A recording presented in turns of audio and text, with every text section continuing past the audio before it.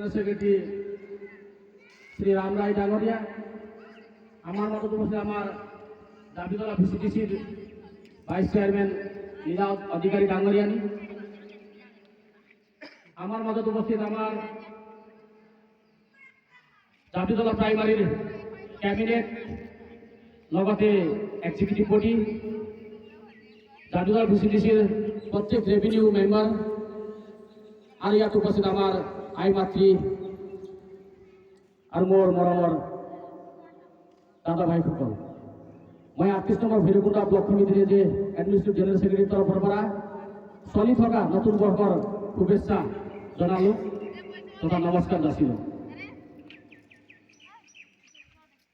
যিটো 0.3 বিষয় খন্তেক আগতে আমাৰ জিলা সমিতিৰ সাধাৰণ সম্পাদক শ্ৰীযুত যতেন্দ্ৰ দৈমাৰী ছাৰে আপোনালোকক অৱগত কৰালে। যে ইউপিপিলে কি কি আঁচনি লৈছে, আমাৰ বেনিফিচিয়াৰীয়ে এই আঁচনিবিলাকৰ পৰা কিমান লাভান্বিত হৈছে এইবিলাক আপোনালোকক অৱগত কৰালে। আজি আমি ইয়াত দেখিব পাৰিছোঁ, আজি 3 বছৰৰ অন্তৰালত ইউপিপিএল চৰকাৰে বিভিন্ন আঁচনিৰ জৰিয়তে ডেভেলপমেণ্ট JJM যিটো পানীৰ অসুবিধা আছিল JJMৰ জৰিয়তে আপোনালোকৰ পানীৰ যোগান দি আছে। ইয়াত বিভিন্ন আঁচনি লগভগ আপোনাৰ ইয়াত 25-30 কোটি টকাৰ আঁচনি অনলি এইটো দাবিতলা প্ৰাইমাৰীত দিয়া হৈছে আজিৰ চৰকাৰে। মই বিশেষ কথা নকওঁ, বিগত 17 বছৰ যি BPF-এ ইয়াত ৰাজত্ব কৰিছে, যি BPF-এ হাগ্ৰামা মহিলাৰীৰ যি শাসনভাৰ চলাইছিল, সেই সময়ত আমাৰ দুখীয়া ৰাইজবিলাকে কি পাইছে আৰু কি পোৱা নাই এইটো আপোনালোকে নিশ্চয় জানে। যি শাসন এনেকুৱা চলাইছিল, এটা কৰাপশ্যন, এটা ডমিনেট কৰি ৰাইজক এটা শাসন চলাইছিল, কিয়নো আমাৰ উপায়ো নাছিল, কিয়নো ইয়াত এটা ভাল এটা ডাইনামিক হিচাপে এটা অপজিশ্যন নাছিল। আমাৰ মাজত এইটো আছে, আমি ভোট ক'ত দিওঁ, নাঙলত দিওঁ, আমি তাক জয়যুক্ত কৰাম, নাঙলক জয়যুক্ত কৰাম, আমাৰ মাজত অপশ্যনেই নাছিল। কিন্তু দিনে দিনে মানুহৰ মস্তিষ্ক চেঞ্জ হৈ গৈছে, আমাৰ মস্তিষ্কবিলাক সক্ৰিয় হৈ গৈছে যে আজিৰ দিনৰ ভিতৰত মানুহে হোৱাট ইজ ৰং and what is right decide কৰিব পৰা এটা ক্ষমতা আহিছে আমাৰ মাজত। নহয়, পৰিৱৰ্তন লাগে আমাক।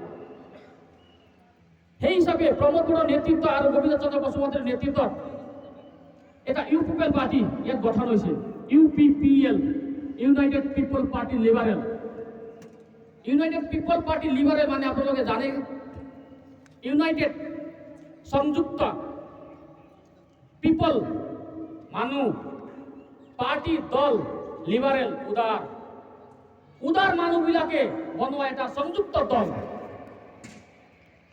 যিটো আগৰ চৰকাৰে দল বনাইছিল BPF, Bodo People's Party, only বড়োসকলৰ কাৰণে বনাইছিল পাৰ্টিটো, অনলি বড়ো জনজাতিৰ কাৰণে সিহঁতে ভাবিছিল, সেইকাৰণে বড়ো পিপলছ পাৰ্টি। কিন্তু আজিৰ চৰকাৰে UPPL, ইউনাইটেড পিপল পাৰ্টি, উদাৰ মনেৰে উদাৰ মানুহৰে সংযুক্ত হৈ এটা বনোৱা দল UPPL লিবাৰেল।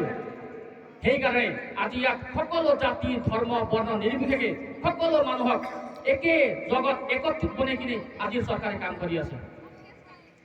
আজি প্ৰমোদ বড়ো ডাঙৰীয়াই আজি 35 বছৰ ইয়াত এপচু অল আসাম বড়ো ষ্টুডেণ্ট ইউনিয়নৰ কাম কৰি আজি এটা যি উপলব্ধি কৰি পাইছে, যি তেখেতসকলে প্ৰত্যেকখন জনগোষ্ঠীৰ লগত বহি যি প্ৰত্যেকখন জনগোষ্ঠীৰ সমস্যাৰ বিষয়ে তেখেতে জানিছে, সেইকাৰণে আজি তেখেতে বিভিন্ন আঁচনি বিভিন্ন পলিচি আমাৰ মাজত দিব পাৰিছে।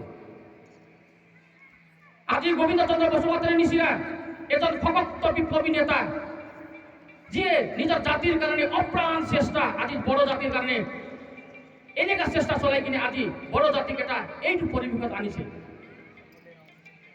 আজি সঁচাকৈ আমি গোবিন্দ চন্দ্ৰ বসুমতাৰীক আমি চলিউট কৰিব লাগিব। 17 বছৰ কাৰ্যকালত যি হিচাপে আমাৰ মাজত প্ৰত্যেকখন জাতিৰ মাজত এটা মিলা প্ৰীতি নাছিল, গোৰ্খা আৰু বড়োসকলৰ মাজত মিলাপ নাছিল, আদিবাসী আৰু বড়োসকলৰ মাজত মিলাপ নাছিল, চাওতাল আৰু বড়োসকলৰ মাজত মিলাপ নাছিল, এনেকুৱা এটা আমাৰ মাজত এটা যি ৰিলেশ্যন স্থাপিত হৈছিল।